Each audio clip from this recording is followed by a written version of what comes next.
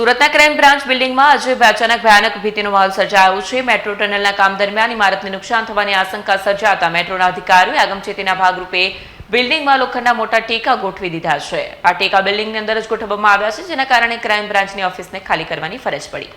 મળતી વિગતો અનુસાર સુરત મેટ્રોના કામ દરમિયાન ટનલ બોરિંગ મશીન પસાર થતી વખતે આસપાસની ઇમારતોને નુકસાન થવાની શક્યતા સર્જાઈ હતી। આ અંગે મેટ્રો અધિકારીઓએ તાત્કાલિક આગમચેતીના પગલાં લીધા અને ક્રાઇમ બ્રાન્ચ બિલ્ડિંગમાં લોખંડની ગડર સાથેના મજબૂત ટેકા ગોઠવી દીધા છે। આ ટેકા બિલ્ડિંગની અંદર જ રાખવામાં આવ્યા છે, જેના કારણે કાર્યાલયની અંદર રહેવું જોખમી બની ગયું છે। આ ઘટનાએ સુરતમાં મેટ્રો પ્રોજેક્ટ અને આસપાસની ઇમારતોની સુરક્ષા અંગે નવી ચર્ચા શરૂ કરી દીધી છે। પોલીસ અને મેટ્રો અધિકારીઓ સંયુક્ત રીતે બિલ્ડિંગની સુરક્ષા અને તપાસ કરી રહ્યા છે, જેથી કોઈ અનિચ્છનીય ઘટના ન બને।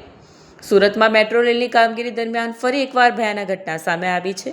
શાહપુર માછલીપીટ વિસ્તારમાં મેટ્રોના ટનલ બોરિંગ અને સંબંધિત કામગીરી વચ્ચે અંદાજિત 22 ફૂટ ઊંડો અને ખતરનાક ભૂવો પડી ગયો છે। આ ઘટનાએ આખા વિસ્તારમાં ભય અને આક્રોશ ફેલાવ્યો છે। મેટ્રો અધિકારીઓએ આગમચેતીના ભાગરૂપે તાત્કાલિક પગલાં લીધા છે, પરંતુ આ ઘટના મેટ્રો પ્રોજેક્ટની સુરક્ષા અને આસપાસની ઇમારતોની મજબૂતી અંગે ફરી એકવાર ગંભીર પ્રશ્નો ઊભા કરી રહી છે। સ્થાનિક લોકો અને વેપારીઓએ આ વિસ્તારમાં તાત્કાલિક રાહત અને પર્યાપ્ત સુરક્ષા વ્યવસ્થાની માંગ કરી છે।